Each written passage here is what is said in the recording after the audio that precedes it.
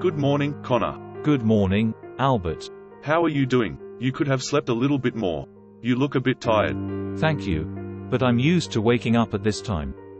Well, relax and eat something. Food is very energizing, especially delicious food.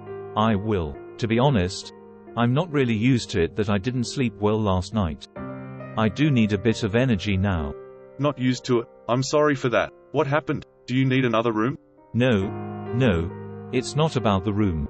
I kept thinking about the ceremony last night and it just kept lingering in my mind. I've never been through anything like that before. Albert opened his eyes wide. I see. People who have been here before had also said so. What is happening here really sounds like a fairy tale to normal people and it's hard to accept it. Did the last prophet accept it quickly? The previous prophet, Abel. He was gifted and he adapted everything quickly. Connor showed a self-deprecating smile. Yes. How can one be called a prophet without being gifted? The loss of a talented prophet must be a great loss to people. The grief of losing Abel still haunts me, until now. Albert bowed his head slightly, as if he genuinely felt sorry for Abel's death.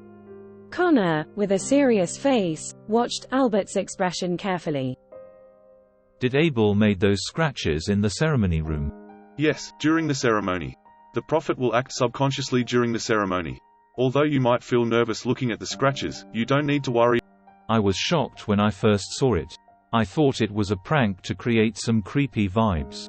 How can that be? I'm always telling you the truth, Connor. I would be sad if you doubted me like that. No. I didn't mean it that way. I'm sorry if I make you feel in that way. It's fine. Albert did not seem to care about Connor's doubts. So why not cover the scratches laying another layer of concrete? Even so, the prophet will draw new scratches during the ceremony, sooner or later. Therefore, I decided to just ignore it. Fair enough. That's true. Two names appear frequently in the scratches left by Abel. One is his sister Alice, and the other is Pharaoh. Who is Pharaoh? Once Connor mentioned Pharaoh, Alert smiled. As Albert was squinting, he looked like that he was examining Connor. It seemed to Connor that he was thinking about the meaning behind Connor's words, or how to respond to that. For the very first time, Connor thought Albert's smile was dangerous and insincere. Pharaoh is my son, and Abel's childhood friend. They were classmates as well. Pharaoh is now studying at a university outside of the town, so he is not here. I see. It seems that to Abel, Pharaoh was someone as important as his own sister. Yes, they were very close. I can't imagine the grief that Pharaoh had when he heard of Abel's death. It must be terrible news to him. Albert shook his head. It is terrible news for everyone.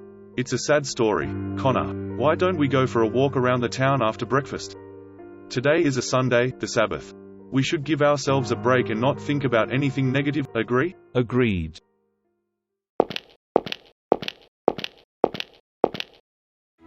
Albert and Connor were walking along the streets of Vosiden side by side.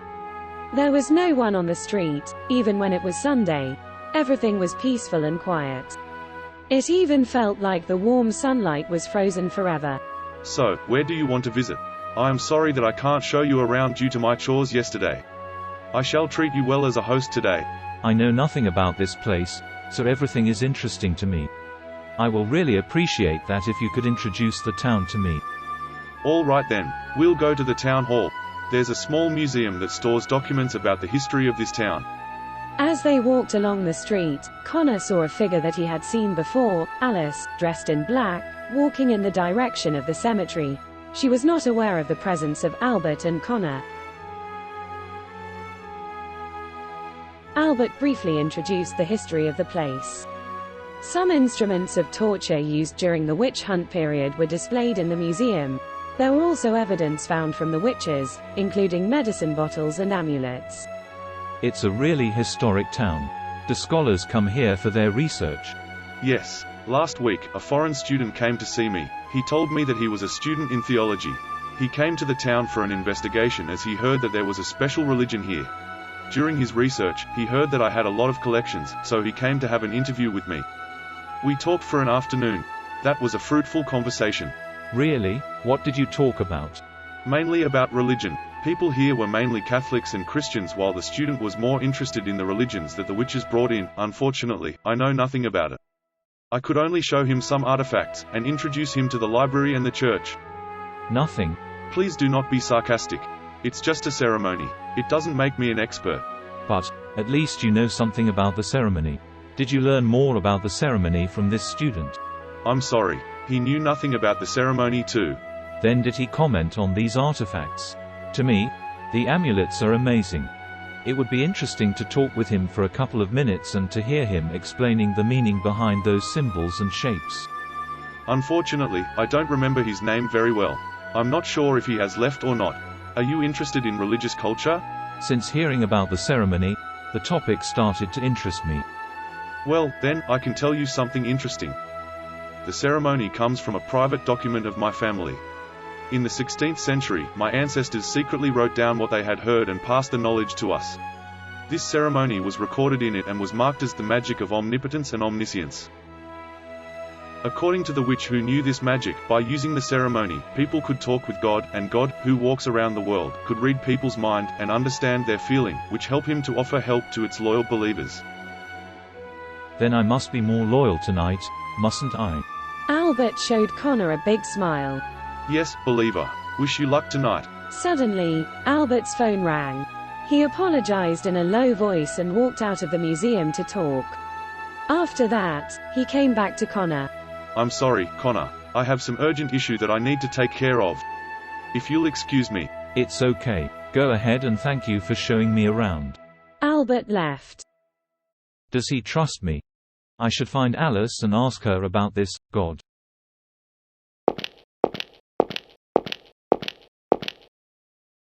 Alice was still at Abel's grave. Her mourning dress was spread on the ground, like a black flower. As Connor went closer, he could see her crying while praying, clasping her hands. Miss Inessa.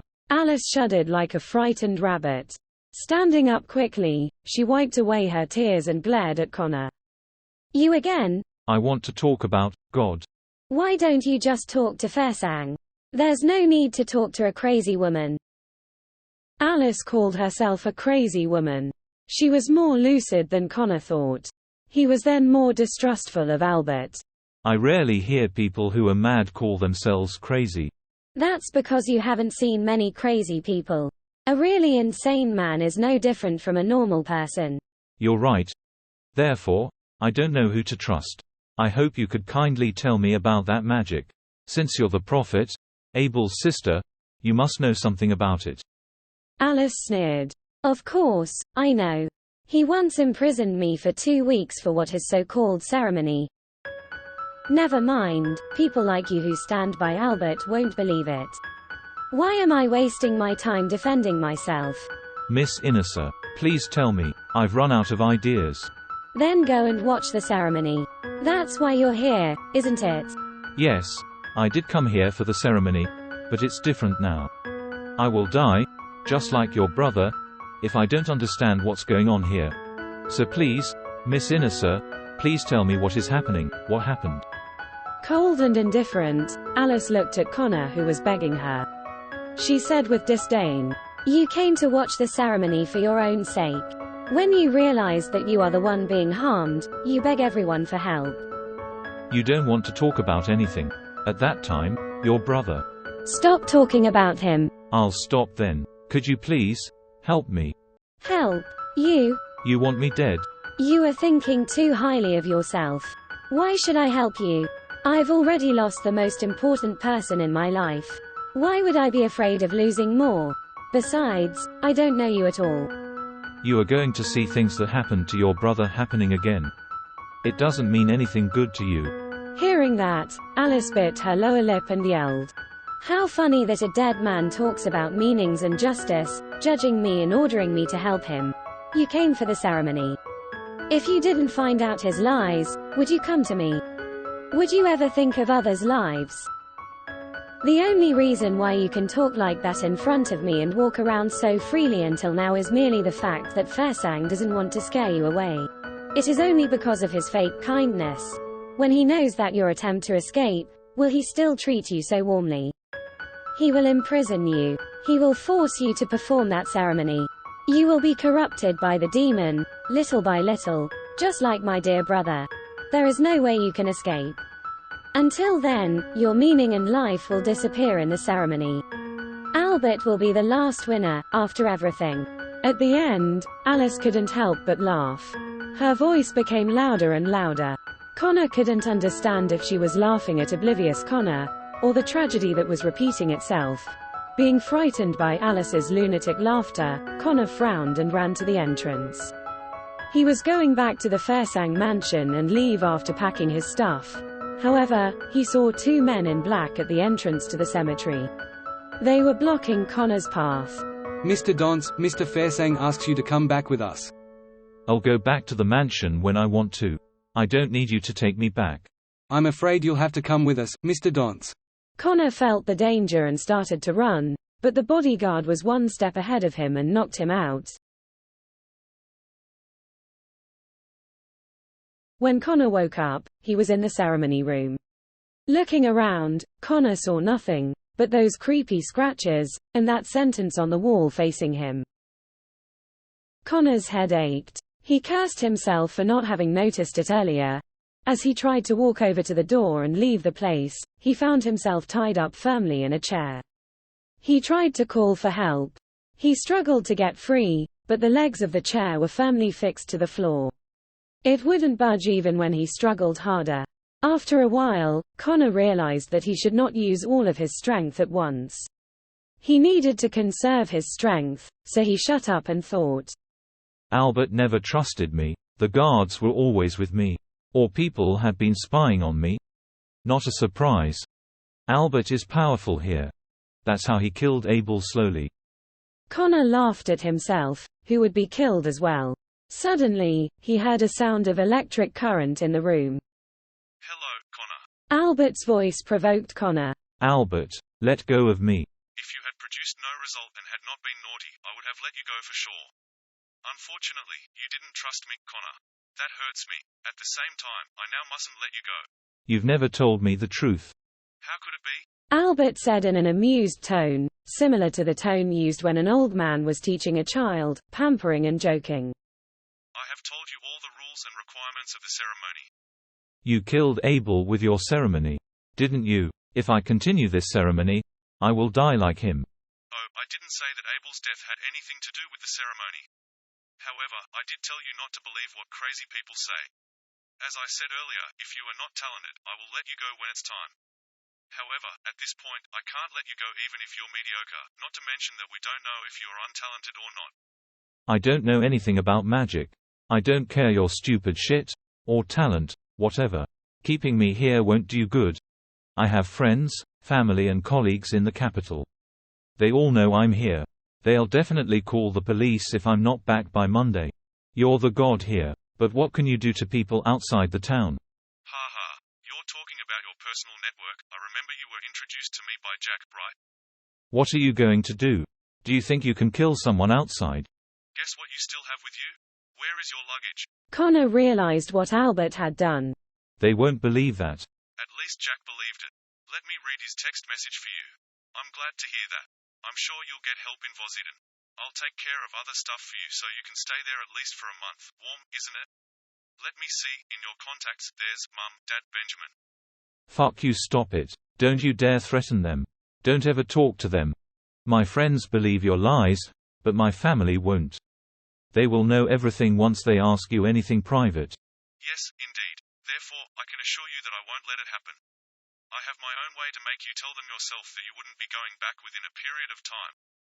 Abel has his family and friends in this town. Can you guess how did I hit him here? I can guarantee you that you will stay here willingly. You can't keep me here like this. There will be people coming for the ceremony, even if my friends and family won't come. They come to watch the ceremony, right? They will tell the people outside the town once I ask for help, or once you do anything to me. This is illegal imprisonment. The police will come at you. Ha ha ha. Ha ha. Yes, people come to watch the ceremony, just like you in the beginning. You are just participating the ceremony in another form. Not only people outside the town want to watch the ceremony, but also the locals. They were delighted to hear there is a new prophet. What? Did you think that the microphone and the camera are set only as a tool for me to give you instructions? Indeed. That is one of the functions. More importantly, they are used so that the audience can hear their revelations. Being shocked because of his own foolishness, or the human nature, Connor trembled. They've already watched the ceremony once and they're coming to this multimedia hall tonight. They are looking forward to your performance. Albert was sitting in the multimedia room, alone. He was looking at the screen, appreciating the desperation that appeared on Connor's face. He turned off his mic and left the multimedia hall. He told his butler, "Don't let the same thing happen again today. I'll handle Michelle myself when he comes. Keep an eye on him when I'm away." Understood, Mr. Fairsang. Was Mr. Livre trying to save his friend, the prophet? Of course not. A man like Michelle would not care what is right or wrong. He must be looking for something more valuable. What about those two girls who are close to him? They are friends, very likely. Keep an eye on them now, but be careful. Albert frowned. His men who were supposed to spy on Alice had been spying on Connor. He had no way of knowing if those kids talked to Alice or not. Put the blindfold on the prophet at 10 o'clock, and the machine. I will lock the door at 10:30. Understood. The room returned to silence. Connor's mind was as empty as the room. Connor accepted the fact that no one would save him. Those people who came just wanted to watch the ceremony. They were just like Connor when he just arrived in Vosiden, caring nothing but themselves. Even if Connor asked them for help, or showed him the dark side of the ceremony, it would not necessarily mean that those audience must help him. Connor closed his eyes wearily and thought about how he had ended up in this situation. Why him? Why did all of these happen to him only, who didn't intend to harm anyone from the very beginning? The silent air would not answer him. Stirred by the cold air, all the doubts, resentments and regrets melted and became despair that Connor could not escape from.